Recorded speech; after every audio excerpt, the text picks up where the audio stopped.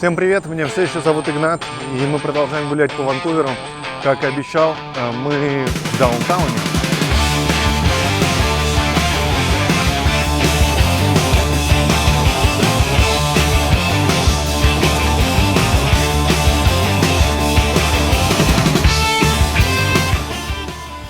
Сегодня мы пройдемся по двум основным улицам и посмотрим Central Business District. Даунтаун по себе не очень большой, но за раз его не обойти, поэтому будем делить на части. И сегодня у нас центральная, прям самая центральная часть даунтауна, бизнес-район. И немножко захватим улицу Гранвилл. В середине прошлого века по улице Гранвилл ходил трамвай, благодаря чему она была центром такой общественной жизни. И здесь можно увидеть до сих пор множество театров, отелей, гостиниц. По выходным дням здесь, вот сейчас видно, ходят автобусы, но вечером, после 9 вечера, движение по этой улице по суббота, по-моему, воскресенье прекращается, по крайней мере, общественного транспорта. Ну и в целом улица становится больше пешеходной. Здесь бары, клубы, тусовки, ну и немного маргиналов. Так вот, если мы говорим про улицу Гранвилл, то сейчас это такая, ну еще из середины прошлого века довольно тусовочная улица, культурная, скажем так, культурный центр Ванкувера. То улица Буррард — это прям деловая улица, деловой центр. То есть если мы здесь, мы такие типа в клёшах, в джинсе, хипуем. А если мы идем по Буррард, то нам уже следует надевать деловой костюм. И сейчас мы как раз свернем с Гранвилл на перпендикулярную улицу, на Робсон-стрит. Вот мы пришли на улицу Хоуви, и здесь между улицей Хоуви и улицей Буррард, Хоуви тоже идет параллельно Буррарду, располагается Робсон-сквер и здание суда. И вот слева от нас и под нами это здание суда. Архитектор Артур Эриксон, один из самых влиятельных архитекторов Канады, создал здание судебных органов Британской Колумбии в духе «это не корпоративный монумент, давайте положим его на бок и позволим людям по нему ходить». Изначально все-таки это был план строительства офисной башни в 208 метров, но в 1973 году его заменили на горизонтальный небоскреб. В здании 7 этажей и около 35 залов судебных заседаний. Его высота примерно 42 метра. Над атриумом простирается стеклянный купол площадью 4500 квадратных метров, который образует просторное светлое фойе. Строительство завершилось в 1979 году. Сегодня здание суда служит домом двум высшим судебным инстанциям провинции – Верховному и апелляционным судам. Архитектура сочетает силу бетона и стекла с открытыми террасами и озеленением, что делает здание не просто административным, но общественным пространством.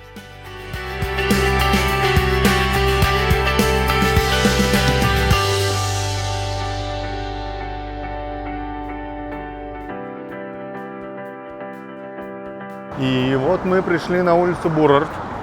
Вообще вот улица Буррард, да, хоть это сейчас и деловой центр, она как бы движется, я покажу опять же на карте, вот здесь вот с севера на юг от причала.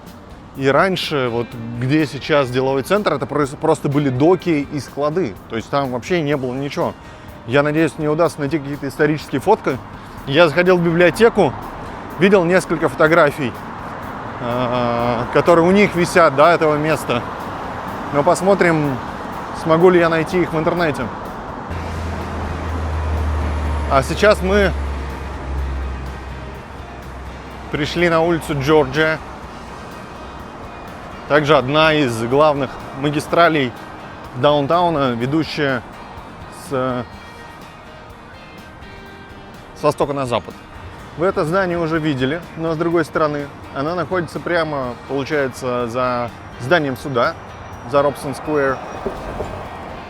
И это здание художественной галереи. Художественной галереи Ванкувера.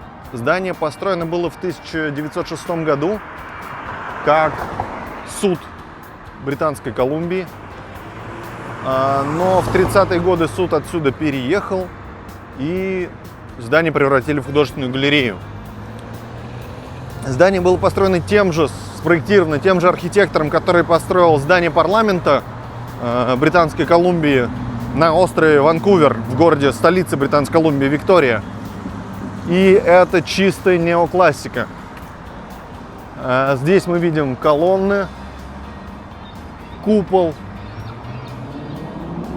Сейчас тут несколько этажей экспозиций и атриум, который освещается как раз за счет естественного света в этом куполе.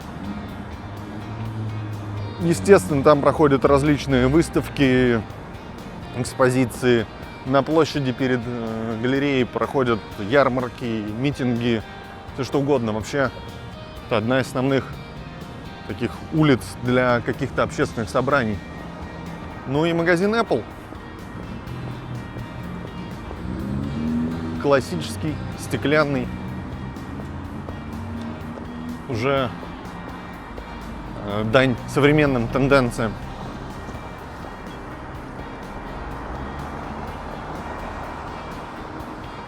Ну и мы по Вест-Джорджия возвращаемся в сторону Буррард. И на этом же пятачке, прямо напротив Вермонт отеля, вот этого великолепного,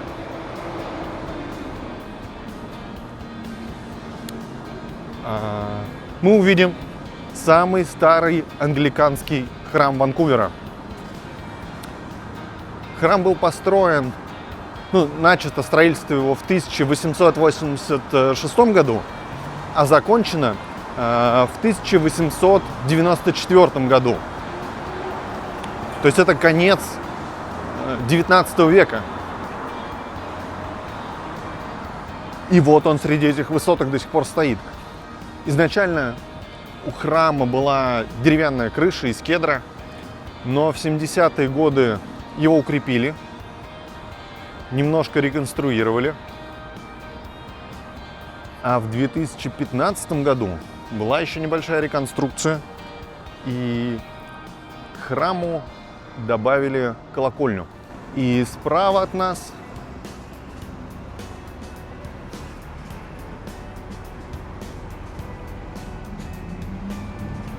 церковь.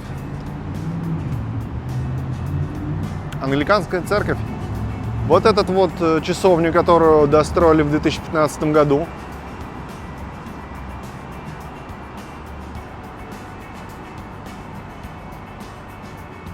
Чтобы, так сказать, показать связь истории современного Ванкувера. Ну и да, видно, что церковь уже построена в готическом стиле.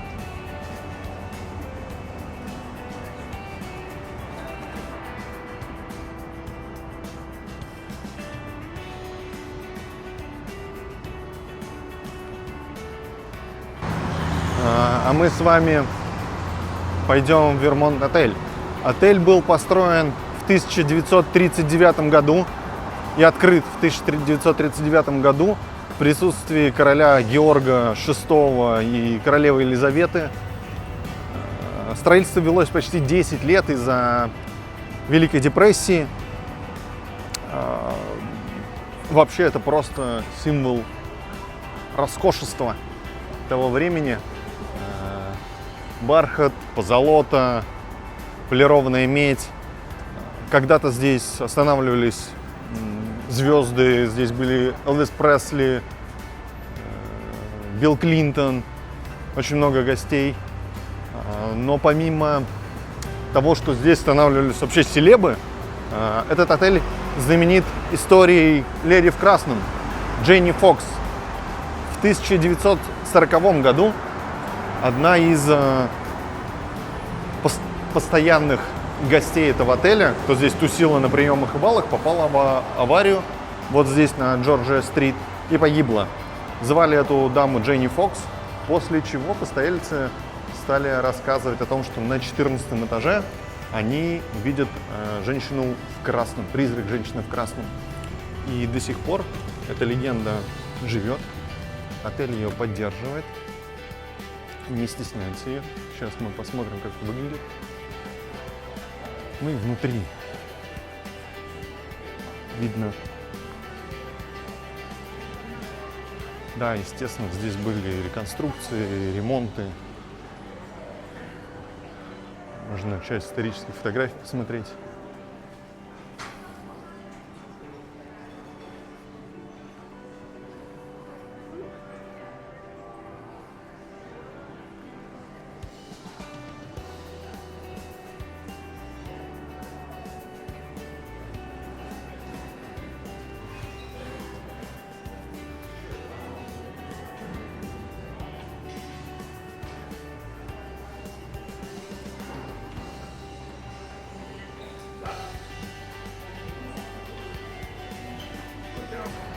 Но мы продолжаем гулять.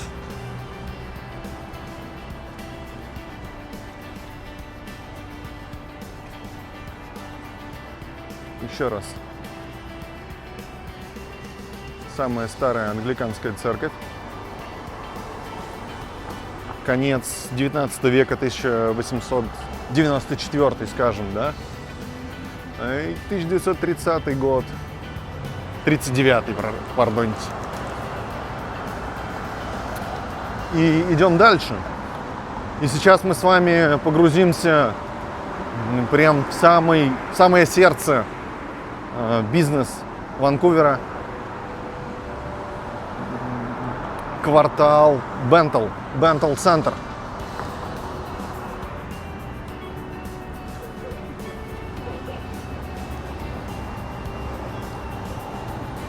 Этот квартал был построен в 70-е годы прошлого века, в 1970-е годы, как бизнес-центр на месте бывших складов и каких-то жилых небольших домов.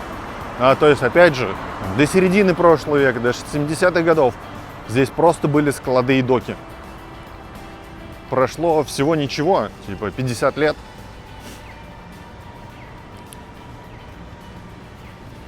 И мы имеем то, что имеем. Бентл Центр изначально состоял из 5 высотных зданий. Вот их видно, да, вот в одной стилистике это бетон, стекло, опять же, это все у нас 70-е годы, это модернизм. Естественно, сейчас добавились новые здания в немного другом стиле, но вот эти белые такие колонны с застекленными окнами, затонированными, окнами. Это вот оригинальное здание Бентл Центра. Сам центр занимает практически 3 квартала. У него внутри под землей большой транспортный узел. Вот видно Water Station, метро, спуск вниз, там торговые галереи, ряды. Здесь находятся офисы всех больших банков Британской Колумбии, да и Канады в целом. Ну и дальше, естественно, оно разрослось. Сейчас здесь проходят различные, опять же, выставки, какие-то общественные мероприятия, потому что пространства много, это тоже все. Это вот транспортный узел и внутри торговые площади. Не знаю, давайте попробуем пройти по самому центру. Но, как любой бизнес-центр, мне кажется, он не очень подходит для того, чтобы по нему гулять. Потому что здесь все застроено зданиями, они на тебя давят. Все эти высотки. TD Canada Trust Tower. Еще один банк. 4-е здание. Как я и говорил. Вон кто-то снимает с дрона. Когда-нибудь я вырасту и куплю себе тоже дрон.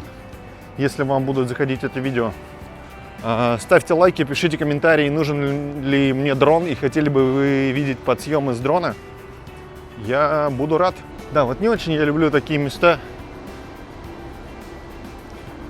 В целом, потому что очень мало зелени. Тут опять же нету тротуаров практически.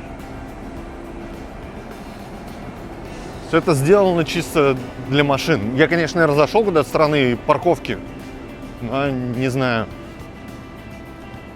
некомфортно. Если вы были когда-нибудь в Москве, Москва-Сити, то вы, наверное, понимаете, о чем я. Там, на мой взгляд, все еще хуже.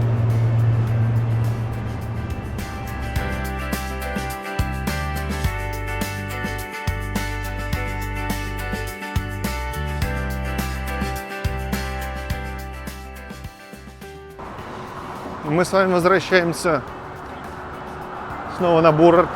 Обошли, вот можно сказать, вокруг Бентл Центр.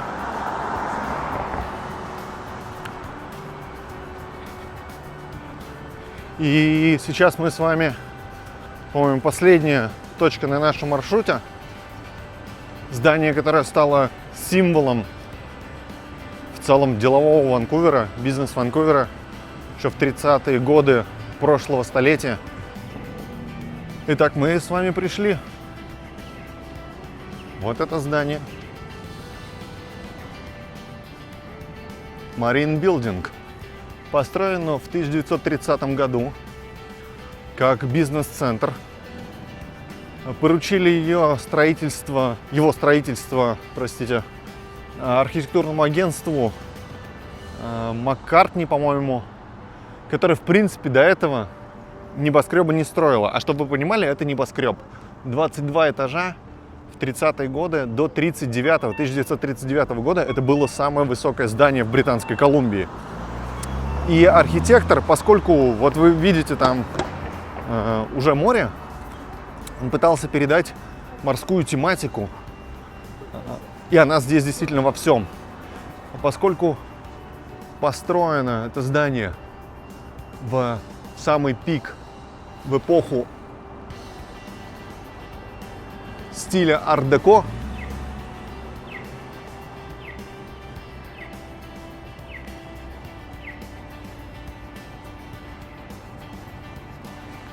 то это прям яркий представитель арт-деко. У нас здесь орнаменты и волны. Вся входная группа сделана в морской тематике.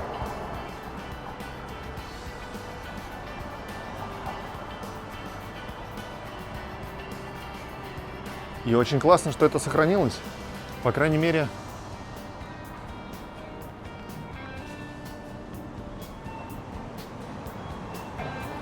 в таком виде.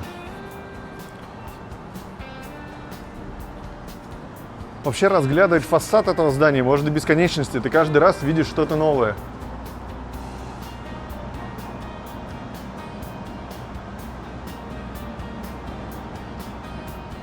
Здесь мы видим, канадские гуси полетели.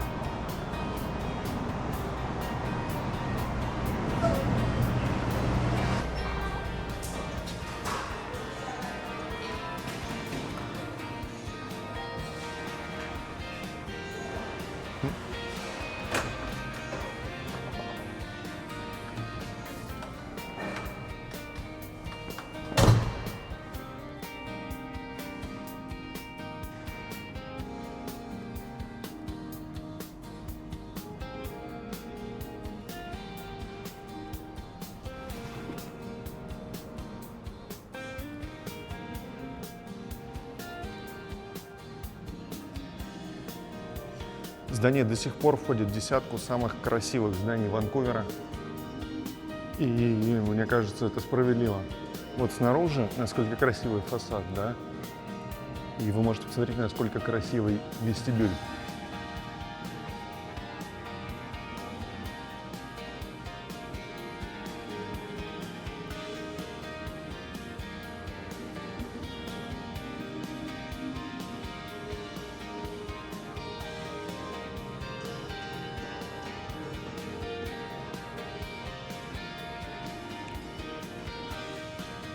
Знаки зодиака. Какой-то заговор. А лифты.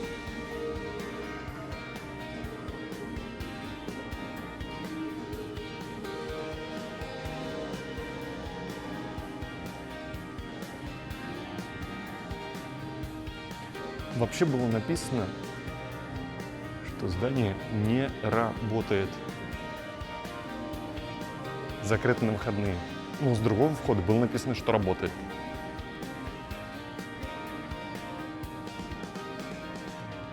Фитнес-центр.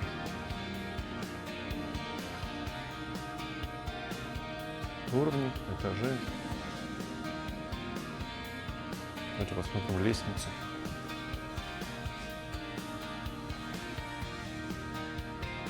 Это как будто бы плитка. Кафель, не знаю. Но тут уже скука. Боринг. Подсниму вам лифт, потому что лифт выглядит тоже офигенски.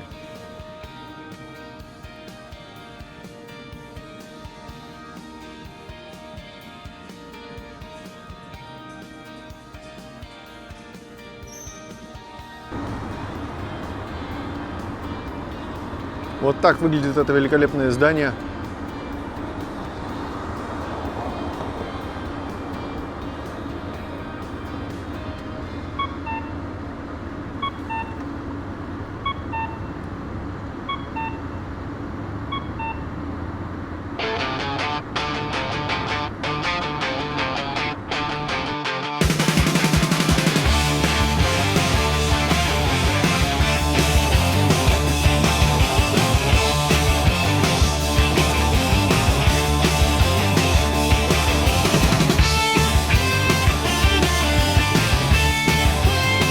Ну вот и все на сегодня. Спасибо, что гуляли со мной. Это была прогулка по бизнес-центру даунтаун Ванкувера.